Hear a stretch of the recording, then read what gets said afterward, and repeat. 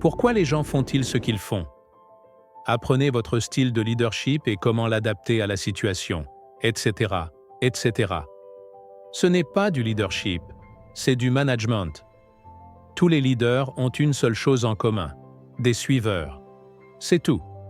Si vous êtes un leader, cela signifie que des gens vous suivent. Ça n'a rien à voir avec le grade, l'intelligence ou l'ancienneté. Si des gens sont prêts à vous suivre, alors vous êtes un leader. Un leader, c'est quelqu'un à qui l'on dit « Je veux aller là où tu vas ».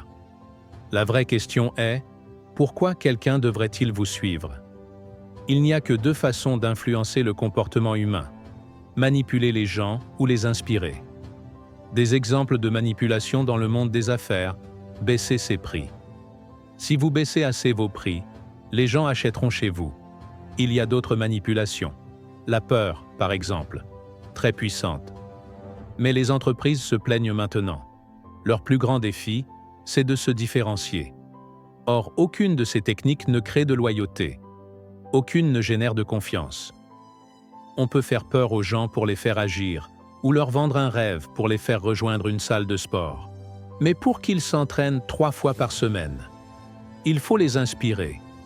Prendre des décisions est stressant aujourd'hui, dans un monde où la manipulation est devenue la norme. On est constamment bombardé par des tentatives de manipulation, que ce soit pour qu'on scrolle sur les réseaux sociaux, qu'on achète, qu'on adhère. La question devient, comment choisir ce qui est bon pour nous? Résultat, du stress. Mais c'est aussi stressant pour ceux qui vendent. Dans un marché basé sur la manipulation, comment se démarquer? Comment se faire entendre?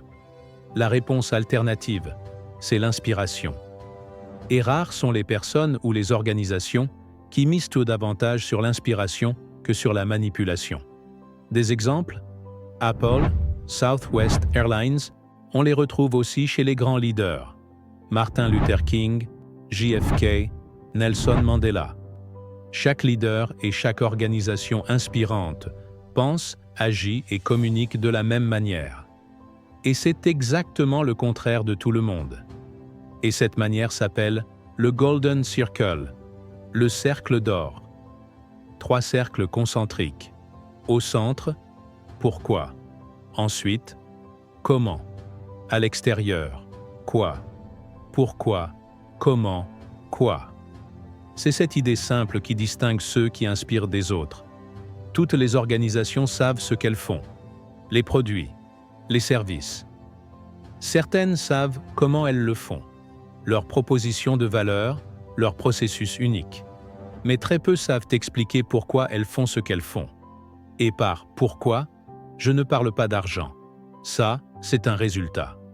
Je parle de « quelle est votre cause ?» Quelle est votre croyance? Pourquoi votre organisation existe-t-elle? A-t-on vraiment besoin d'une autre entreprise comme la vôtre? Pourquoi vous levez-vous le matin? Et pourquoi quelqu'un devrait-il s'y intéresser? La manière dont nous pensons, agissons et communiquons suit un schéma, de l'extérieur vers l'intérieur. On commence par dire ce qu'on fait, comment on est différent, et on espère un comportement, un achat, un vote, un soutien. Mais pas les leaders qui inspirent. Peu importe leur taille ou leur secteur, ils communiquent toujours de l'intérieur vers l'extérieur. Prenons un exemple. Si Apple était comme tout le monde, leur message serait « On fabrique de super ordinateurs. Ils sont beaux, simples à utiliser et conviviaux. Vous en voulez un? C'est banal. » Voici comment Apple communique vraiment. Tout ce que nous le faisons parce que nous croyons à remettre en question le statu quo. Nous croyons à penser différemment. Et la manière dont nous défions le statu quo, c'est en créant des produits beaux, simples, intuitifs. Il se trouve qu'on fabrique de super ordinateurs. Vous en voulez un? Ça sonne différent, non? Pourtant, j'ai juste inversé l'ordre. Ce que ça montre, c'est que ce que vous faites importe peu. C'est pourquoi vous le faites qui compte.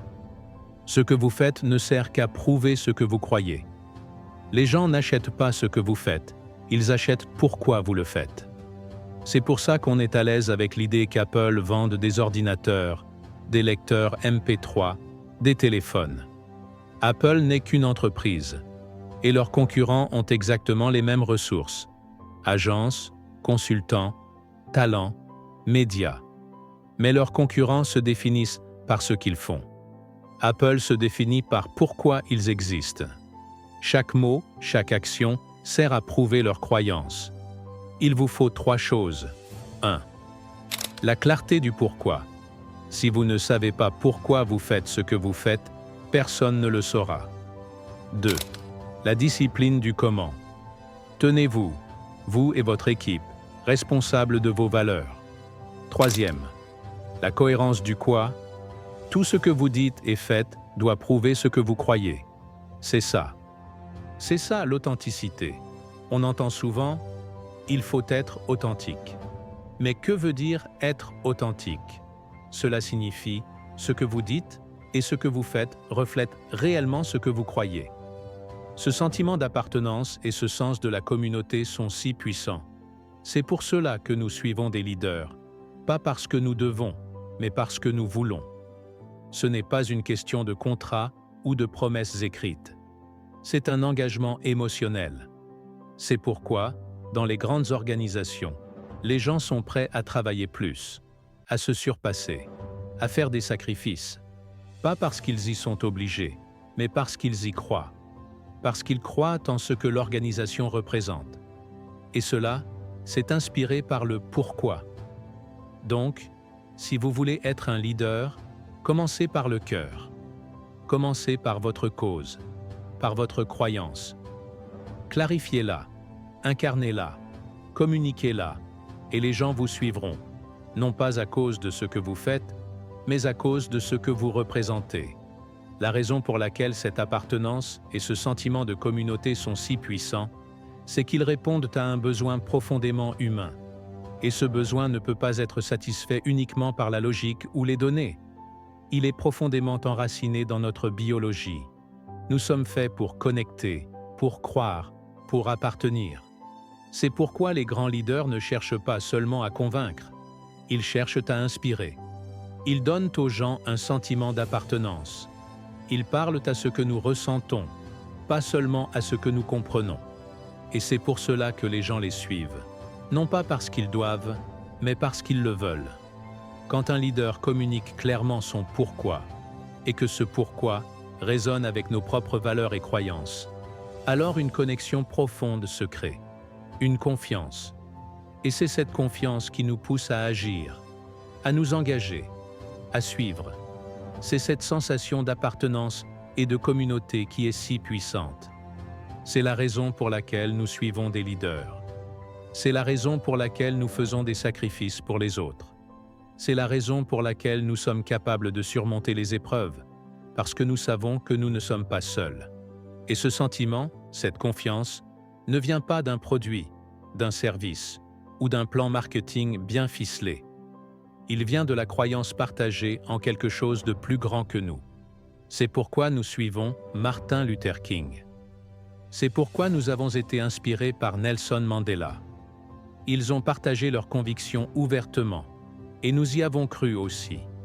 Et parce que nous croyons ce qu'ils croient, nous étions prêts à les suivre, pas parce qu'ils avaient toutes les réponses, mais parce qu'ils représentaient ce en quoi nous croyons nous-mêmes. Un grand leader ne cherche pas à être au sommet. Un grand leader cherche à servir ceux qui le suivent. Ils se tiennent à l'avant pour montrer la voie, mais ils sont toujours les premiers à se battre pour protéger ceux qu'ils dirigent. Dans les meilleures organisations, dans les meilleures familles, dans les meilleures communautés, les leaders sont ceux qui acceptent de manger en dernier. Ils sacrifient leur confort pour le bien-être des autres. Ils placent la sécurité, la croissance et la réussite de leurs équipes avant leurs propres intérêts. Et en retour, ces équipes, ces communautés, ces familles leur donnent leur confiance et leur loyauté.